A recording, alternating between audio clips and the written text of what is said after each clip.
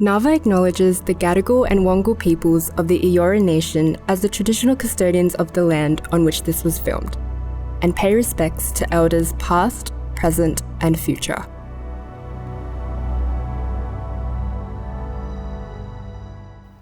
Okay, well, I'm Sue. This is my sign name. I'm deaf. I was born profoundly deaf in Sydney, so I've been deaf all my life.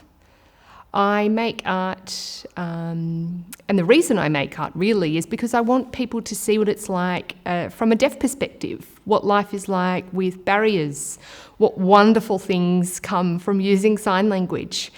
Sign language is, I learnt when I was 10, age of 10, and I truly found my identity within this beautiful language. And so I really want to showcase that to the world, really. I make textiles, I use photography, I film. A lot of my filming is silent video art, and I like using different ways to express myself with those different art forms to make people a little bit more aware about my world. Has there been a turning point in your career or an experience that has shaped your practice? Well, I think the turning point in my life was really when I started studying art. Because prior to that, I'd always been a good artist in school, but a lot of people, teachers and family members included, said deaf people have so many barriers and finding a job in the art industry would be too difficult for you. So I sort of, actually listened to that, and I got different jobs as I grew up. I was in admin and quite boring jobs, and it was boring. I would pay the bills until about only 5 years ago. I sort of got to a point in my life where I thought, I can't keep doing this. I don't want to be an old grumpy bitch of a lady sitting at the computer. I just, I remembered being such a good artist. I was the best at visual arts subjects at school, and I grabbed the opportunity to go and study. I thought, it's never too late.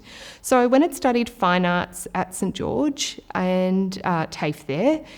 And from that moment, it honestly changed my life. So really, actually, it's like a form of therapy for me, because it's visual, it's expressive, and Auslan as a sign language is expressive as well. It's so visual. I don't like using written communication or spoken languages I don't use, so this is just a way to communicate. It's so expressive.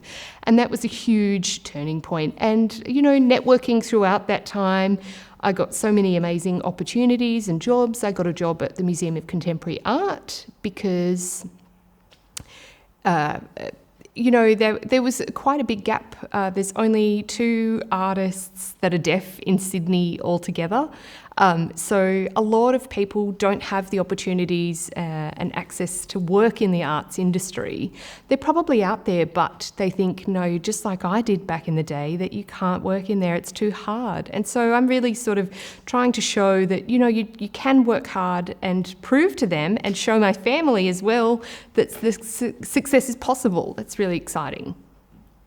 What is the most pressing issue for you as an artist right now? There are always barriers, and it's still ongoing. There's really old-fashioned mentalities out there in the world that people think that speaking or using oralism or technology with cochlear implants will solve the problem and you'll become hearing. But it's just not true. There are still gaps involved with those sorts of things. So, for example, at night when you take off those devices, the hearing aids or technology, you don't have access to sound. So I'm trying to advocate to change people's mindsets and realise that. And it's hard because they actually don't know the experience. I have that lived experience. So I'm really trying to become a bit of an advocate for the deaf community through my art to show that sign language is okay. And for example, I use gestures and signs in my artwork, in my video work, to try and make people understand that imagine being in silence and relying on your eyes to look for things and looking for that clues in body language. If there's, it's puzzling sometimes to try and work out what people are trying to see. So I'm trying to make that visual through my work. What is something you wish you knew when you were an emerging artist? I would say to my younger self, Don't listen to what other people say to you and what other people, hearing people say to you. Listen to your gut and stand up for yourself. And don't be afraid. I think if I was told that, and I understand, I didn't have deaf role models at the time. So now, I think there's always mistakes through life. Everyone goes through life making mistakes, but it's a journey and you'll get there. How has NAVA's Code of Practice been useful to your work as an artist?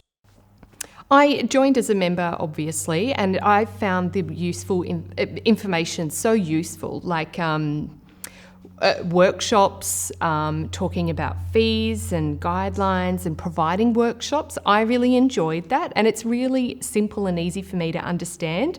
I think sometimes you think, how do I even set this up? How do I get fees started? As an artist, we don't really know what do we involve and how do we ask for certain things about exhibitions. It's really important, but no one tells you that going out there. I didn't really have a mentor starting out in the arts, so NAVA I've relied on a lot. It provides all the answers in an easy way to understand. It's not hard to find the information in the codes of practice. It's just so easy. I would love to see Auslan videos in future. That would be even better, but it's pretty great so far. What brings you joy in your practice? Why do you make art? I think what brings me joy with my art,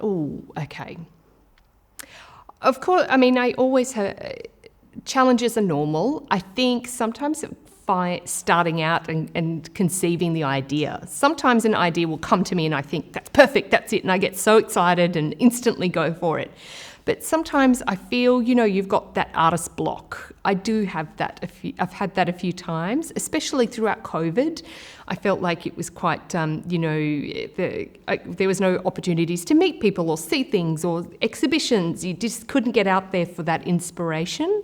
I get more motivation and ideas when I'm seeing different exhibitions, and I start to get really creative and thinking about, it's not about copying artwork, but it's about, I haven't seen that in that way, and this is how I think of things, and asking people questions and talking to people and just really socialising at different exhibitions. And I actually like asking deaf friends about their barriers and what happens to them in certain situations. And that's what really influences my art.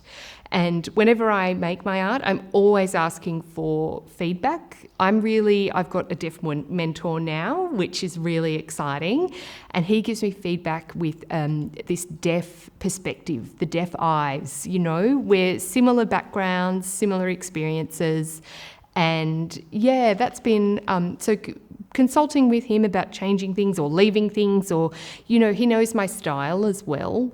And then I've got this deaf artist as a mentor, and then I've also got a film mentor who's deaf as well, knows all about editing. So I really consult about how best to edit different videos, and that's really great because it gives me more creativity and more ideas, and it kind of bubbles up.